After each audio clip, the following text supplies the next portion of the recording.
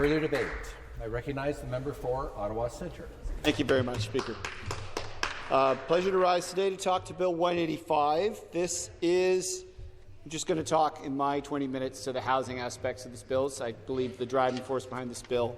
This is one of the biggest issues I hear about at home. And let me begin. I'm going to zoom in and zoom out in these 20 minutes, Speaker. Let me begin by zooming into something very local that happened in my constituency office last Friday. I'm in meetings in the community, and I get a text from my colleague Erica who says, "Joel, there's a guy in our office who needs a pair of shoes." No joke, Speaker. There's a guy in our office who needs a pair of size 12 shoes. He's spending his nights couch surfing with different friends. He can't find a home. He lives on social assistance. Our shelters, Speakers, I'm sure it's the case with shelters everywhere in this province, are full. The average rent in our city is $2,000 a month. For someone on social assistance, on Ontario Works in particular, making an income barely less than $800 a month, brutal. There's a housing allowance that can maybe get you into a home if you time it correctly, but this gentleman has worked with our office, and a number of times the timing just never works for him. But last Friday, he ended up in our office asking our help for a pair of shoes. And I was across town in a meeting with Professor Carolyn Weitzman, big room, with Parliamentary Assistant to the Federal Housing Minister, Peter Prigodakos. I may have mispronounced the MP's last name, the Parliamentary Assistant's last name, but there was a rich discussion about what we need to do for housing in the province. And my phone goes off from a colleague asking some advice about how we find someone a pair of shoes in the course of shuttling around the city trying to find something under the couch. So I think that's the zoom-in picture, Speaker. We have a situation in our community in Ottawa of 45,000 families, according to Carolyn Weitzman, according to Professor Weitzman, 45,000 families, 45,000 people, who are one or two paychecks away from homelessness, one or two paychecks away from eviction. And we have some, depends upon the outreach worker from the city recording the data at night, but we have hundreds of people sleeping rough all year round in our city. Our shelters are full. That's the zoom-in context of housing. So when members in this House say we need pieces of legislation to expedite the construction of deeply affordable housing, the answer from my community is yes, yes, yes. What can we do? What can we do? I do know that in 2018 the government signed a contract with the federal government that committed the government to build 19,660 affordable housing units. And Speaker, let's be clear about what we mean by affordable housing units, because the federal government has often slid around in its definition of what this means. According to the Canada Mortgage and Housing Corporation, according to housing experts like Professor Weitzman, Steve Pomeroy from Carleton University, Katie Burkholder-Harris from the Ottawa Alliance to End Homelessness, the definition that makes the most sense is 30% of income. 30% of income.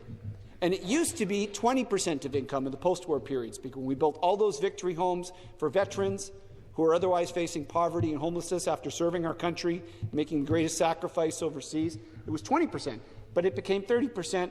But then that definition lapsed. But that was what the government agreed to in 2018, to build 19,660 affordable housing units, units that cost 30% of income. But how many units have been built in 6 years in Ontario? 1,184. That's barely 6% of the target. Now, I don't want to hang all the blame on this government particularly. I think we have had a problem for generations because we put faith in the wrong place. We have put faith in the fact that the housing market on its own is going to resolve the issue we have that I felt in my office personally last Friday of the need for deeply affordable housing. And the market, by any measure, has manifestly failed. For me, Speaker, for more affluent folks, sure, there are opportunities. They're getting harder and harder to come by in major urban centres. But for the people like the gentleman in my office last Friday, it has manifestly failed. Because we put blind faith in the notion that government should play no direct role in the provision of housing. But it was not always so, Speaker. It was not always so. And that's why when I hear the member from University of Rosedale hold forth in this place, it raises my heart, Speaker, because she has said time and time again that it's time for the public's money to be invested in creating that deeply affordable housing, because it is the only way it will ever be created. We have given the private market 3 decades to pull this off, and at this point in the housing and homelessness crisis, we have people sleeping in tent cities, we have people coming into MPP offices without shoes. But there was a time, Speaker, and I want to say this for the record. The period of 1989 to 1995, Professor Weitzman spoke about last Friday, was a period in which over 14,000 cooperative homes were developed in the province of Ontario. I had occasion to talk to former Premier Ray about this. I had occasion to talk to former Municipal Housing and Affairs Minister Evelyn Gigantes, who was the MPP who had this seat for my community, Speaker, and she told me, former Premier Ray told me, that under that government, in that period, there's some overlap there, 1989 to 1990 to the previous government, over 14,000 cooperative homes were created in the province of Ontario. They were created because there was a program at the federal level that funded, through financial terms, advantageous financing for co-ops to grow quickly. There was a willing partner to get the financing. Cities and provinces worked together, and what was the result? A significant amount of homes. But almost overnight, 1995, Ontario stops funding the development of affordable housing, cooperative and social and community housing in a significant way. In 1998, rent control is removed from vacant units. So you have that problem of people moving out of a unit, paying a vastly different rent to the person coming in. And then in 2018, as the member for University of Rosedale said, as other members have said, under the current government, you have a situation that for anything built, any form of rental housing built since 2018, no rent control. So the cost of rent is $2,000 a month on average in my city. And I can't imagine in this city in which we're standing right now, Speaker, that would be a bargain. So the question is, if we're going to reckon with the evidence is telling us that the market's had 3 decades to solve it, and it can't solve it. So how do we solve it? Well, I look, frankly, Speaker, to the very west of this country. I look to the province of British Columbia, not only because it's an NDP government, Speaker, but because they're following the evidence. They've created an acquisition fund in the province of British Columbia, $500 million acquisition fund, that if older private rental market housing, because it needs to be renovated, it needs to be repurposed, it needs to be reutilized, is coming up for resale, the province of British Columbia has an acquisition fund to make sure that that housing stock can stay in the hands of its current rent providers, and it gets refurbished and renovated on a not-for-profit basis. And those people get to stay in their homes who are currently living there. Because what's happening in too many places across this country, certainly in Ontario, is large real estate investment trusts are swooping in at that very moment to buy up old, affordable housing, lightly renovate it, kick the tenants out, charge whatever the market will bear. I want to point to an example from, we have some Hamilton members in this room. Hamilton, Kevin O'Toole, interviewed by CBC The Fifth Estate. Mr. O'Toole is talking about the fact that he spent his life working in the service industry as a waiter, and he's talking about the fact that his rent, almost overnight, after light renovations to his building, the building having been bought by a real estate investment trust, was going to double. That the landlord was going for an above-guideline increase that was substantial, would have driven him out of his home. The tenants fought back. They went to the landlord and tenant board. They waited a long time to get there. They managed to cut the rent increase in half. But he is barely struggling right now, Speaker, barely struggling to make ends meet.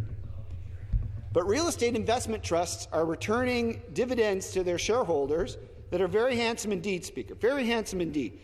The research that I have available to me is that we're looking at over $2 billion in profits in the last 6 years being returned to the Blackstones of this world, being returned to the large real estate investment trusts, whose one goal is to buy up these large apartment buildings in municipal areas in Canadian jurisdictions, lightly renovate them, ditch the tenants, jack the rent. Has there been a single law in Ontario to stop this? No. There has not. But in places like Denmark, Speaker, the country of Denmark has literally passed a law to make sure that large real estate investment trusts can't buy up large swaths of their rental stock, throw people out onto the street, because there has been an active approach to create that balance between responsible ownership, taking a responsible margin in the rental housing business, but maintaining affordability in the downtown. So I find the lack of action, Speaker, on the creation of non-market housing and the protection of renters to be astounding in this place. What I know now is there are consequences if we fail to protect tenants and renters. People aren't just statistics. If in one moment they are a tenant in an affordable unit that they can no longer pay for after their rent has been jacked by who knows how much, they could become homeless. And the cost to that person, the loss of dignity to that person in losing their housing is one thing, but there is also the financial implications for the province of what happens when someone is homeless. In our city, Speaker, we have something called a portable housing allowance benefit to try to keep people in their homes. We're talking about an expenditure per person of about $6,000 a year, and I remember when this got proposed, there were more conservative-minded colleagues in my city saying this is too expensive, we can't afford it. But, Speaker, if you look at what we can't afford, it's the cost of homelessness. Because the same per-person cost, Steve Pomeroy from Carleton University has told us, the same per-person cost of somebody being homeless is not $6,000 a year. According to Professor Pomeroy, it is $53,000 a year. And talk to any paramedic, talk to any police officer, talk to anybody working in an emergency room, they will tell you exactly why. All of those interactions with those critical nodes of community safety in our system are unnecessary if we can find people an affordable home in which to live. They're all unnecessary if we can find people an affordable home in which to live. So the government wants to build housing quickly. I think it's a fantastic idea. They are reversing some of the decisions they made previously. I like the aspects in this bill that have to do with the rapid construction of timber buildings. I like the idea of telling developers that they have to use properties they have slated for development or lose it. I like all of these sticks, Speaker. I like all of these different carrots and incentives.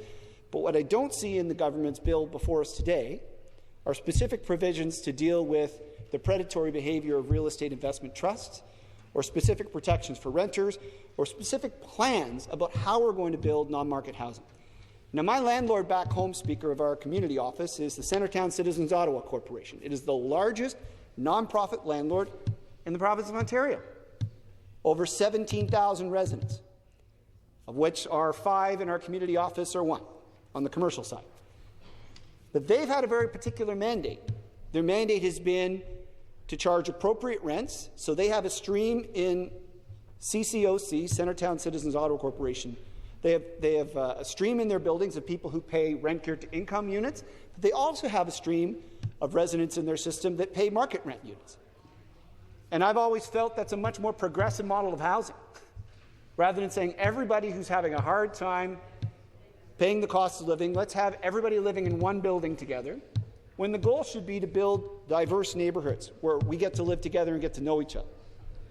So the minister has been to Ottawa many times. I'm sure he's aware of the Centretown Citizens Ottawa Corporation, but if he hasn't met with them yet, I would encourage those interactions now. When we think about how to build housing now, what if Ontario did have, rather like the province of British Columbia, an acquisition fund, a community land trust? What if you worked with community land trusts so we could keep the housing we have, so Mr. O'Toole and Hamilton and others like him aren't thrown out onto the street? Another person who may one day show up in my office looking for a pair of shoes, Speaker. So in the time I have left, I also want to talk about the issue that I was concerned about. I asked the minister a question after his 1-hour lead, and he did respond. And I know it's an issue that he cares about, and it's the issue of urban boundaries, Speaker. Because overnight in our city, we were told by a previous housing minister that our urban boundary in Ottawa had increased by 654 hectares. Now, that's a big deal in Ottawa, Speaker, because we have literally one of the biggest urban boundaries in Canada. You could fit the cities of Calgary, Edmonton, Toronto, Montreal, and Vancouver inside Ottawa's urban boundaries, We are massive. We're rural, we're suburban, we're urban. But overnight, we were told, our city was told, it's going to be 654 hectares bigger. It was quite a shocking thing to learn. And we also learned that there was a farm bought right at the previous fringe of the urban boundary by a group of 5 gentlemen from the Verde Alliance group of contract companies for $12.7 million. Was bought for $12.7 million, Speaker, family farm, that overnight was massively worth a lot more. The minister, to his credit, responded to letters from city councillors who sniffed something deeply wrong. We're losing arable land that we can grow food upon, but we're also seeing land speculation which did not pass the smell test. So Councillor Sean Menard for Capital Ward raised the alarm bells. He got 11 people on City Council to sign a letter to the minister. The minister acted. But here's what I'm worried about in the revisions to the provincial plan statement contemplated by this bill, Speaker. I worry we're going to be going back to this kind of chaotic housing development. The minister has often talked about in this place, and it's a good topic, about how we can build enough water and sewer infrastructure to make sure that the housing that we want to build can be built. It's not just the structures that you see, Speaker, the apartment buildings, the individual homes. It's the services that need to be run to all those communities in order for those homes to be built. But in this case, Speaker, of this development, which now won't happen, it would have cost the city a massive amounts of money to pipe all of those utilities out to that development. And we thankfully won't have to deal with that. We're going to be having the discussion about how we intensify development in the downtown and in the suburbs, for which I'm a willing partner. But if we allow smaller municipalities who could potentially be more open to persuasion to these kinds of developments, I worry about the cost of it, Speaker. I'll point to one that is sadly going ahead. It's the Taywin development in the far south end of the city, Speaker, that city staff actually encouraged the previous city council, not the current, but the previous city council, not to greenlight this development. And why? 2 reasons. The cost of running sewer and water out to that community, given how far south it is in our already large boundary, was, get ready for it, Speaker, $600 million. $600 million for water and sewer in this community. I mean, the federal government has just announced a new program, the Canada Housing Infrastructure Fund, $6 billion. People at home are telling me our likely share of that is maybe $180 million. I mean, that one project on its own is too expensive from what the federal government is prepared to offer us to build housing quickly. So my point to the government is, if you're going to be encouraging housing to be built, we have to be thinking about what kind of housing we're building.